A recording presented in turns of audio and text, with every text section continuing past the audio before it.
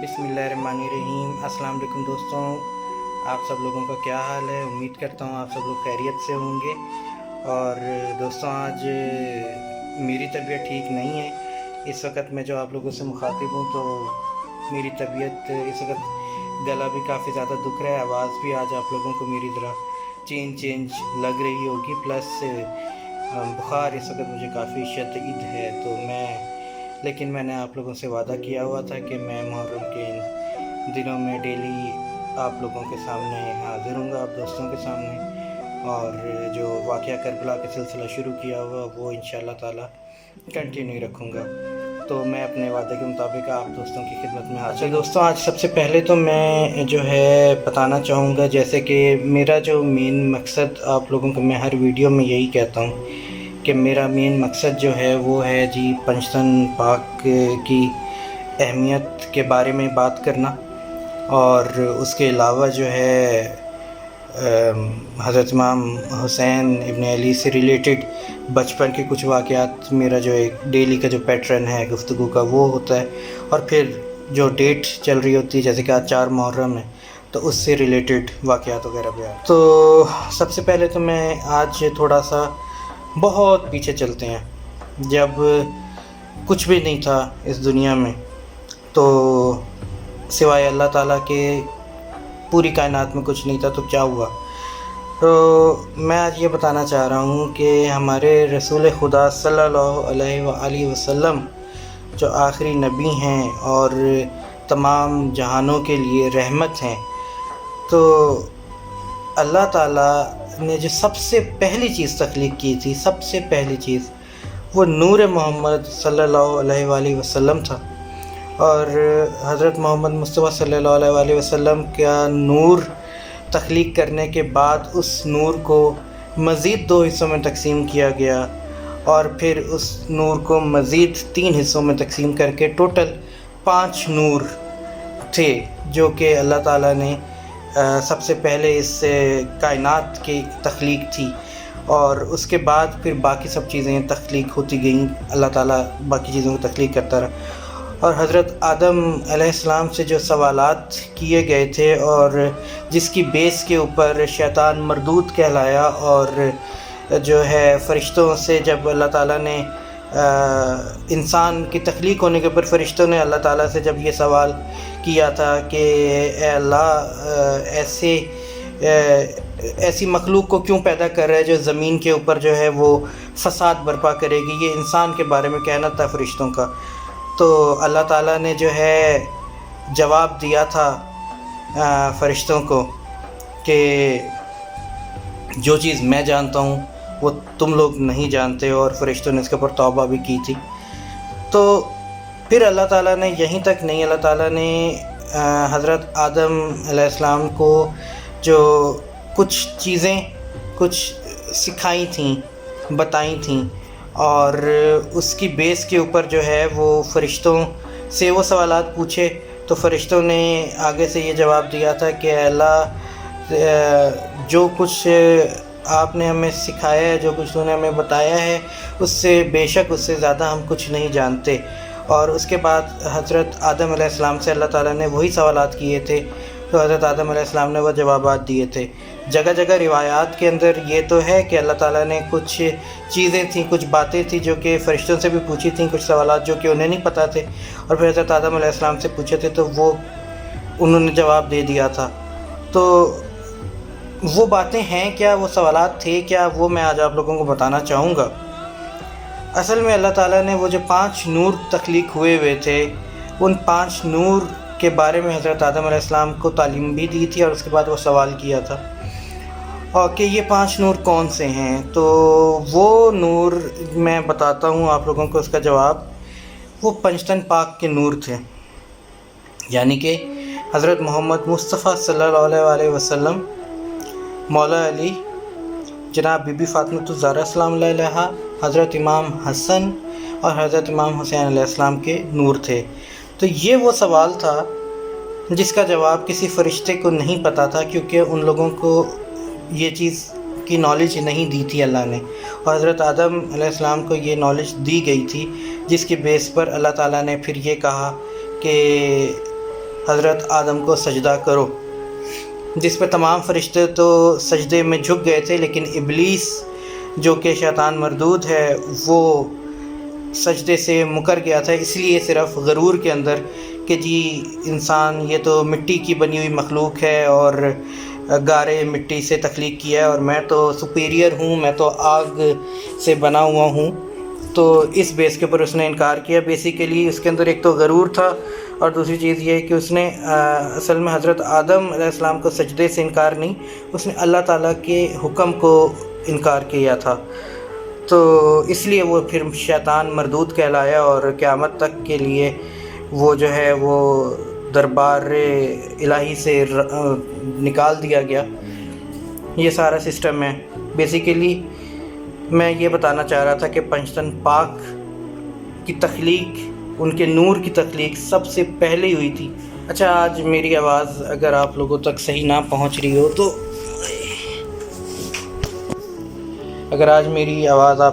دوستوں تک صحیح نہ پہنچ رہی ہو تو اس کے لیے معذرت، کیونکہ مجھ سے بولا نہیں جا رہا ہے اس وقت، اور کافی زور لگا کر میں آپ دوستوں سے بات کرنے کی کوشش کر رہا ہوں۔ اچھا، میں نے کل آپ لوگوں سے کہا تھا کہ جو ہیں حضرت حبیب ابن مظاہر رضی اللہ عنہ، ان کے بارے میں آپ لوگوں کو بتاؤں گا، اور حضرت امام حسین جو ہیں ان کے بچپن کے یہ ساتھی ہیں، بچپن میں ان کے دوست بنے تھے، اور ان کے بارے میں ایک بڑا زبردست واقعہ ہے، وہ یہ کہ ایک مرتبہ یہ سب بچے کھیل رہے تھے تو رسول خدا صلی اللہ علیہ وسلم کا وہاں سے گزرنا ہوا، تو انہوں نے حضرت حبیب ابن مظاہر کو گود میں اٹھایا، اور گود میں اٹھا کے ان کو بوسہ دینا شروع کیا ماتھے کے اوپر ان کے۔ تو جب ان سے جو اصحاب کرام تھے وہاں پر انہوں نے پوچھا کہ ایسا کیوں، تو رسول خدا صلی اللہ علیہ وسلم نے فرمایا کہ یہ وہ بچہ ہے جو میں نے دیکھا ہے کہ حضرت امام حسین جو ہیں وہ جہاں سے گزرتے ہیں تو ان کے جو پاؤں جہاں پہ قدم مبارک ان کے پڑتے ہیں تو وہ والی مٹی اٹھا کے اپنے ماتھے کے اوپر یہ بچہ جو ہے یہ ملتا ہے، اور میں نے خود دیکھا ہے اس طرح کرتے ہوئے، تو مجھے اس بچے کی یہ عادت بہت اچھی لگی اور مجھے یہ بہت پیارا ہے اس وجہ سے۔ اور دوستوں، یہ حضرت حبیب ابن مظاہر کے بارے میں بات ہو رہی ہے، تو یہ بچپن کے ساتھی تھے حضرت امام حسین کے، جو بڑے ہوتے تک ساتھ رہے، اور جام شہادت بھی انہوں نے حضرت امام حسین علیہ السلام سے پہلے نوش کیا، حضرت امام حسین پر اپنی زندگی قربان کی انہوں نے کربلا کے موقع پہ۔ تو یہ تو تھا حضرت حبیب ابن مظاہر سے ریلیٹڈ بات۔ ایک مرتبہ کا اور ذکر ہے کہ خلیفہ دوئم جو ہیں حضرت عمر رضی اللہ عنہ، ان کے بیٹے جو تھے وہ، اور حضرت امام حسین علیہ السلام اور جو ہے حضرت امام حسن علیہ السلام، یہ سارے بچے جو ہیں یہ کھیل رہے تھے، تو باتوں میں تھوڑا بہت کوئی جیسے کہ بچوں کے درمیان ہو جاتا ہے، تھوڑی اونچ نیچ ہو جاتی ہے، تو وہ کوئی تھوڑا کھیل کود کے دوران اونچ نیچ ہو گئی، تو حضرت امام حسین جو ہیں انہوں نے کہیں کہہ دیا حضرت عمر رضی اللہ عنہ کے بیٹے کو کہ تم تو جو مطلب ہوا یہ تھا کچھ کہ جی وہ ان کے جو بیٹے تھے انہوں نے بھی یہ کہیں کہہ دیا کہ جی پتہ ہے میں خلیفہ جو وقت کے خلیفہ ہیں ان کا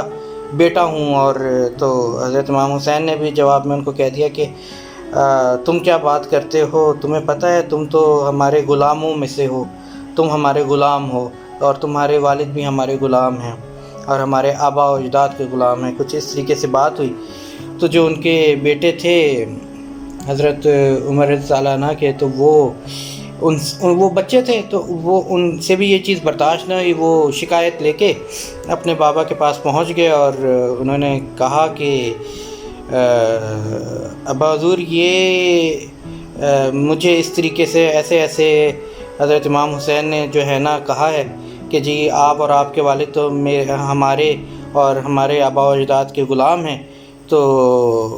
مطلب آپ انصاف کیجیے۔ آپ سب لوگوں کو پتہ ہی ہے کہ حضرت عمر انصاف کے نام سے بہت زیادہ مشہور ہیں پورے مطلب تاریخ میں۔ تو یہ سننا تھا، تو حضرت عمر رضی اللہ عنہ کے جو چہرہ تھا نا اس کے اوپر مسکراہٹ آ گئی، اور یہ کافی حیران کن تھا ان کے بیٹے کے لیے۔ ان کو امید تھی کہ شاید غصہ آ جائے گا، لیکن وہ تو مسکرا رہے تھے، اور انہوں نے مسکرا کر کہا کہ بیٹا جاؤ اور جا کر حضرت امام حسین علیہ السلام سے یہ لکھوا کے لے کر آؤ، اور یہ ریٹرن میں لے کر آؤ۔ تو وہ گئے، انہوں نے جا کے حضرت امام حسین علیہ السلام سے ریٹرن میں لکھوایا، اور لکھوا کر وہ واپس لے آئے۔ تو جب وہ لے کر آئے تو جو جواب تھا حضرت عمر کا وہ یہ تھا کہ یہ جو لیٹر ہے نا بیٹا، یہ بہت اہمیت کا حامل ہے ہمارے لیے، یہ جو لکھا ہوا ہے انہوں نے، اور اس سے بڑی خوش نصیبی اور کوئی نہیں ہے کہ انہوں نے یہ کہہ دیا امام نے کہ جی ہم ان کے غلاموں میں شامل ہیں، تو یہ تو ہمارے لیے خوش نصیبی کی بات ہے۔ اور ایک روایت میں یہ بھی ہے کہ انہوں نے یہ بھی حکم صادر کیا تھا اپنے جو اس وقت کے ان کے ساتھ وزیر وغیرہ تھے سب، کہ جب میرا انتقال ہو، میں اس دنیا سے جاؤں، تو میری قبر میں یہ لیٹر ساتھ میں رکھ دینا حضرت امام حسین علیہ السلام کے ہاتھ کا لکھا ہوا، تاکہ یہ ہے کہ جو آگے حساب کتاب ہو تو اس کے اندر یہ میرے جو ایک ہے نا، ایک میرے لیے ایک گارنٹی ہو آگے جانے کی، جو حساب کتاب ہے وہ آسانی کی، کیونکہ امام حسین نے مجھے یہ کہا ہے کہ میں ان کا غلام ہوں، تو اس سے بڑی اور کوئی بات نہیں ہے۔ تو یہ واقعہ بتانے کا مقصد اس لیے ہے ضروری کہ یہاں پر پھر میں یہی کہنا چاہوں گا کہ حضرت امام حسین علیہ السلام جو ہیں، حضرت ان کی جو ایک ان کا مرتبہ ہے، ان کا جو رتبہ ہے وہ کتنا بلند ہے۔ آج مجھ سے زیادہ بولا نہیں جائے گا، زیادہ لمبی طویل بات نہیں کر پاؤں گا، بس تھوڑا سا ہی آگے بیان کروں گا۔ بس اللہ تعالیٰ سے دعا ہے کہ میری طبیعت جلد از جلد ٹھیک ہو جائے، تاکہ یہ ہے کہ میں پھر باقاعدہ طور پہ آپ دوستوں کے سامنے سارے واقعات بیان کر سکوں۔ تو 4 محرم ہے آج، اور خیمے وغیرہ جو ہیں وہ میں نے جیسے بتایا کہ کل ہٹوا دیے گئے تھے فرات کے کنارے سے۔ اچھا، خیمے تو نصب کر دیے گئے پیچھے، لیکن اس کے بعد ہوا یہ کہ آج 4 محرم کو بھی ہزاروں کی تعداد میں مزید جو ہے لشکر یزید وہ پہنچ رہا ہے، اور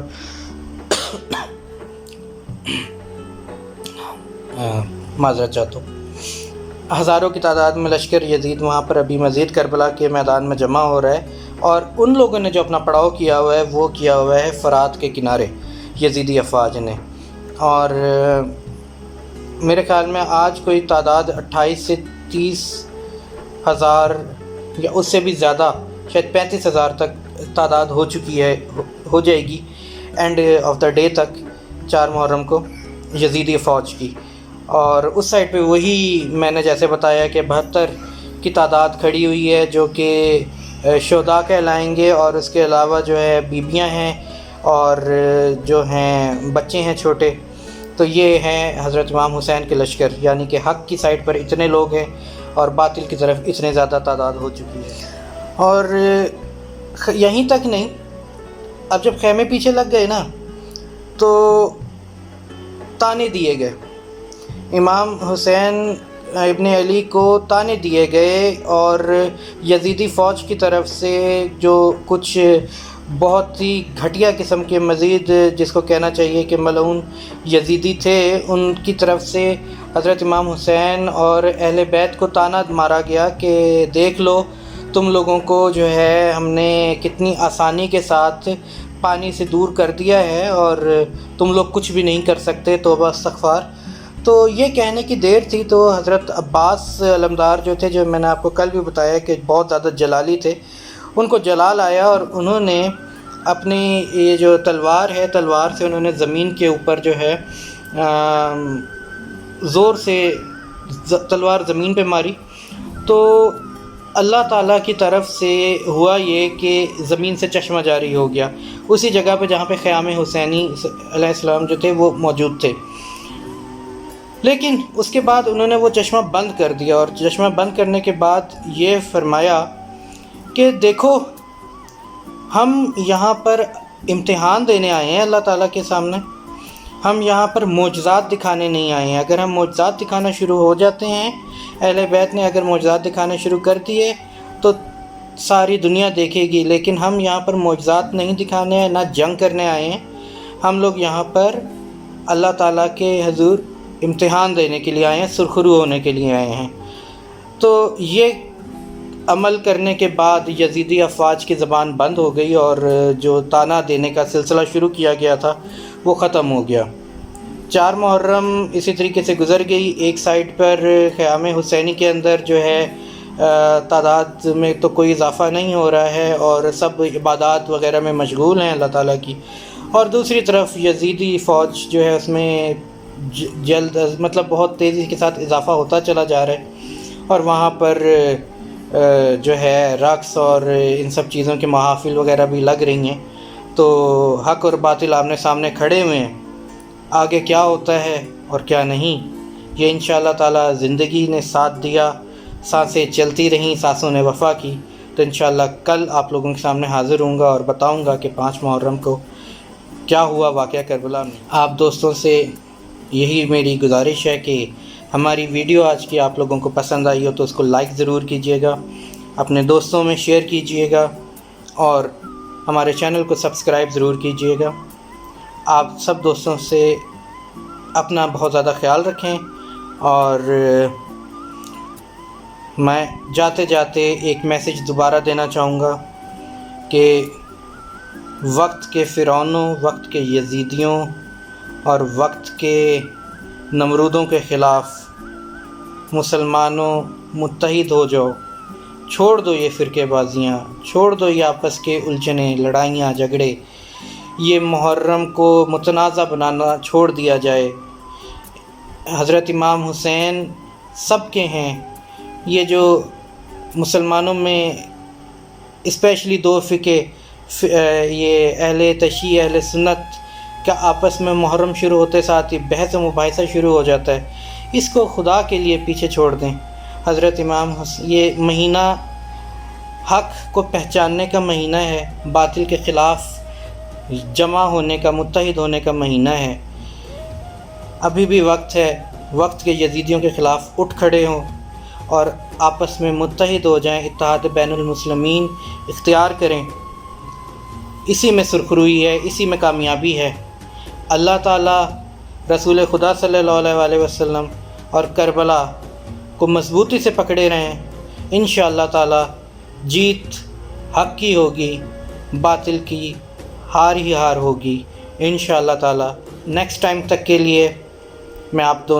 دوستوں سے اجازت چاہتا ہوں۔ اللہ حافظ۔